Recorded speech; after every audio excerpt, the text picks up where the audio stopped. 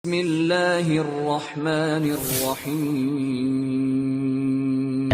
Gimana sih Ustadz yang untuk tips-tips agar kita bisa lebih giat beribadah dan bisa jauh terhindar dari kemaksiatan? Yang pertama untuk bisa giat beribadah, yang pertama jangan pernah lupa berdoa kepada Allah Subhanahu wa taala. Kita makhluk yang lemah. Untuk bisa giat beribadah, jangan sandarkan kepada dirinya kita. Jangan. Kita makhluk yang lemah. Apa yang bisa kita lakukan tanpa bantuan dan pertolongan Allah Subhanahu wa taala? Yang pertama, berdoa. Makanya di antara salah satu bimbingan Nabi sallallahu alaihi wasallam apa itu? Allahumma a'inni ala dzikrika wa syukrika wa husni ibadatik. Ini mungkin doa yang jarang membasahi lisannya kita. Lalai kita. Hafal ini ayuhal ikhwah wal ummahat. Ikhwah dan ummahatnya harus hafal ini. Nabi saja minta kepada Rabbnya bantuan untuk bisa selalu ingat kepadanya dan selalu berupaya untuk memperbaiki kualitas ibadahnya. Nabi, orang yang sudah dijamin surga oleh Allah Subhanahu wa taala, tetap aja mengangkat tangannya, meminta kepada Rabbnya, Allahumma a'inni ala dzikrika wa syukrik wa husni ibadatik. Wahai Allah, bantu saya wahai Allah. Kata junjungan kita Nabi Muhammad SAW, bantu saya untuk aku ingat kepadamu, untuk aku senantiasa bersyukur atas nikmatmu, untuk aku senantiasa memperbaiki amalan-amalan ibadahku. Itu pula dari apa? Rahasia firman Allah Subhanahu wa taala yang sering kita baca. Sehari 5 kali minimal kita baca. Iyyaka na'budu wa iyyaka nasta'in. Wahai Allah, hanya kepadamu lah kami beribadah dan hanya kepada kamu wahai Allah kami memohon pertolongan untuk bisa beribadah. Ya kan? Kita baca ini tiap hari. Yang paling minimal 5 kali sehari. Iyyaka na'budu wa iyyaka nasta'in. Tapi pernah enggak kita resapi? Pernah enggak hadir dalam hatinya kita, benaknya kita ketika membaca ayat ini? Iyyaka na'budu wa iyyaka nasta'in. Wahai Allah, hanya kepadamu lah kami beribadah dan hanya kepadamu lah kami memohon bantuan, pertolongan untuk mewujudkan peribadatan tersebut. Gak bisa kita. Jadi jangan pernah sombong untuk ibadah-ibadah yang telah kita lakukan. Pergi umroh live. Ya akhi ittaqillah. Sayang. Semuanya dari ibadah-ibadah yang kita lakukan gak ada nilainya. Malu kita. Malu. Sudah sedikit ibadah mau dipamer lagi. Na'udzubillah. Ingat, berdoa kepada Allah Subhanahu wa taala dalam sujudnya kita antara azan dan iqamah, hadirkan itu. Allahumma inni ala dzikrika wa syukrika wa husni ibadatik. Kita butuh semua kepada Allah. Ya ayuhan nas antumul fuqara'u ilallah.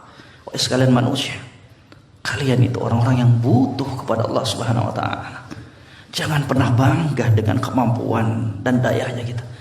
Gak bisa kita untuk mewujudkan ubudiyah, peribadatan kepada Allah, kecuali dengan pertolongan Allah Subhanahu wa taala.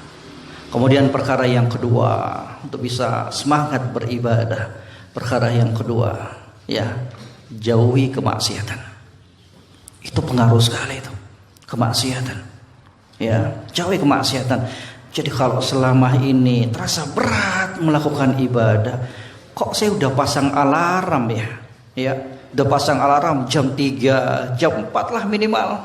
Paling mentok bisa witir lah 3 rakaat atau 1 rakaat. Karena kecapean mungkin. Udah setel alarm jam 4. Udah berkeluarga, ingatin lagi istrinya, tolong dek bangunin saya mau sholat lain. Udah pasang alarm, beritahu istrinya dibangunin, tapi nggak bisa bangun juga. Kenapa? Bukan alarmnya yang salah, tapi hatinya kita yang salah. Terlalu kotor dengan noda-noda kemaksiatan yang kita lakukan kepada Allah Subhanahu wa taala. Jadi jangan dibiarkan. Ya, diterapi tuh. Jangan dibiarkan. Kalau sudah terasa berat kita beribadah kepada Allah, maka ada sesuatu yang salah dari hatinya kita, dari jiwanya kita. Ya, jangan cuman menilai penyakit itu dengan penyakit-penyakit yang nampak luar biasa. Ya, baru sakit lambungnya, ginjalnya, rela untuk mengeluarkan biaya ke dokter sini, sana, herbalis sini, herbalis sana, luar biasa. Giliran hatinya yang rusak, kotor, dibiari saja. Bahaya nih, bahaya. Lah kalau sakit nggak terobati dan sudah ajal mati, selesai masalah. Tapi kalau hatinya kita yang mati, sakit, luar biasa. Kita bawa sampai kita bertemu dengan Allah Subhanahu wa taala. Maka hati-hati ayyuhal ikhwah dan ummahat sekalian.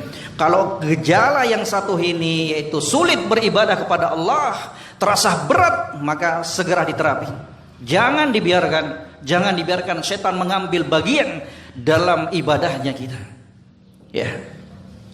Apa yang disebutkan oleh para ulama dari kisah-kisah mereka nampak.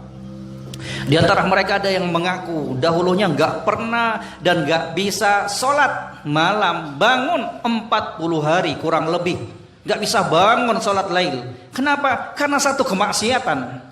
Bayangkan satu kemaksiatan saja yang dia lakukan kepada Allah Rabbul Alamin menghalanginya dari qiyamul lail. Subhanallah. Apalagi kita yang sudah beragam puluhan, ratusan kemaksiatan yang kita lakukan kepada Allah Subhanahu wa taala. Istighfar, ya, segera bertobat kepada Allah Subhanahu wa taala. Kemudian untuk menjauhkan dirinya kita itu banyak tips-tipsnya. Itu insyaallah sudah cukup, ya, insyaallah cukup kalau kita betul-betul ya amalkan insyaallah taala. Kemudian yang berikutnya, gimana sih tips untuk menjauhkan kemaksiatan dari Allah Subhanahu wa taala? Bekal yang pertama, hadirkan muraqabatullah.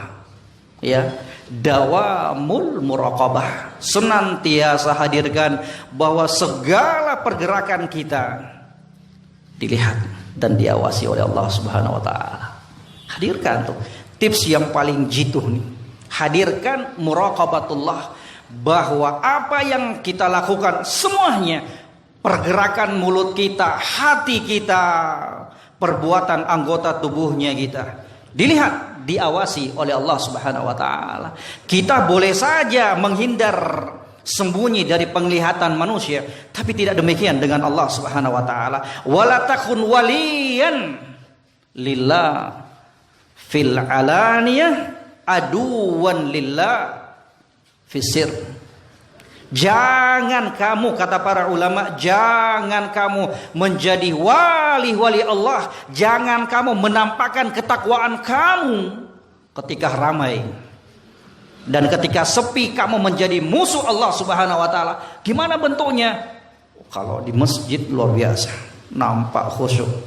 Giliran di kamar nggak ada orang, giliran di tempat lain yang nggak ada dilihat orang, jadi musuh Allah, menerjang kemaksiatan kepada Rabbnya Allah Subhanahu wa taala. Itu musuh tuh bagi Allah Subhanahu wa taala. Yakin kita dilihat oleh Allah Subhanahu wa taala. Makanya pernah dikisahkan pula sebuah kisah, ya, ketika ada seorang pemuda mendatangi seorang ulama, beliau mengatakan, "Ya Syekh, tolong saya izin untuk berbuat maksiat kepada Allah." Izin ya, itu berbuat maksiat. Kata syekhnya, "Ya silahkan, silahkan kamu berbuat maksiat, tapi saya ingatkan kamu, ya, kalau buat maksiat cari dong tempat yang kamu nggak dilihat oleh Allah." Itu aja pesan syekhnya. Silahkan kamu berbuat maksiat, tapi cari tempat yang kamu nggak dilihat oleh Allah. Ya, kata pemuda ini, "Ya Syekh, di mana tempatnya tuh?" Di mana tuh tempatnya? Bukankah semua tempat dilihat dan diawasi, diketahui oleh Allah? Kemudian syekhnya bilang, wahai anak muda, kalau kamu sudah tahu Allah Subhanahu wa ta'ala mengetahui, melihat, mengawasi semua tempat, tidakkah kamu malu berbuat maksiat ketika kamu sudah tahu perkara tersebut? Hadirkan ini. Gak malu lagi kepada Allah. Idza lam tastahi fasna ma syi'tah, kata Nabi sallallahu alaihi wasallam. Kalau kamu enggak punya rasa malu lagi kepada Allah, maka berbuat sekehendak hati kamu saja. Bukan berarti kita dibiarkan berbuat maksiat, tidak, tapi itu ancaman yang lebih dahsyat. Ya. Hati-hati ayo ikhwah. Ya, makanya hati-hati. Hadirkan tuh, hadirkan. Dalam keadaan sepi, hadirkan dawamul muraqabah, untuk senantiasa kita diawasi, dilihat oleh Allah Subhanahu wa ta'ala. Hadirkan tuh, ya, hadirkan tuh. Kemudian tips yang berikutnya untuk bisa terhindar dari kemaksiatan, hiasi diri kita dengan ilmu agama. Kenapa? Karena kata para ulama, tidaklah seseorang terjatuh dalam kemaksiatan kecuali karena dia jahil. Karena dia jahil. Jadi walaupun dia berilmu, tapi ketika dia berbuat maksiat, pada saat itu dia jahil, bodoh. Bodoh. Ya. Sekali lagi, bentengi diri kita dengan ilmu agama. Kemudian tips yang berikutnya, cari teman-teman yang soleh. Untuk ummahatnya, cari teman-teman yang soleh. Itu tips yang paling jitu juga. Ya, minimal dalam hubungan persahabatan kita, dengan pergaulan kita dengan orang-orang yang soleh, yang baik, paling minimal kita nggak terjatuh dalam kemaksiatan ketika berkumpul dengan mereka. Itu paling minimal kata para ulama. Ya, anggaplah kita nggak bisa meniru apa yang mereka bisa lakukan dari ibadah dan kebaikan-kebaikan yang lainnya. Paling minimal ketika kita bergabung bersama mereka, bersahabat dengan mereka, paling minimal di saat itu kita terhindar dari kemaksiatan kepada Allah Subhanahu wa ta'ala. Ya kan? Itu paling minimal. Coba deh kalau bertemu, bersahabat, berkumpul dengan pelaku kemaksiatan, antum mau berbuat maksiat, cuek aja mereka. Kenapa? Ya sama-sama. Iya kan? Sama-sama. Wah, nggak mungkin lah saya ingkari dia. Saya sendiri buat maksiat. Dipahami ini jamaah sekalian?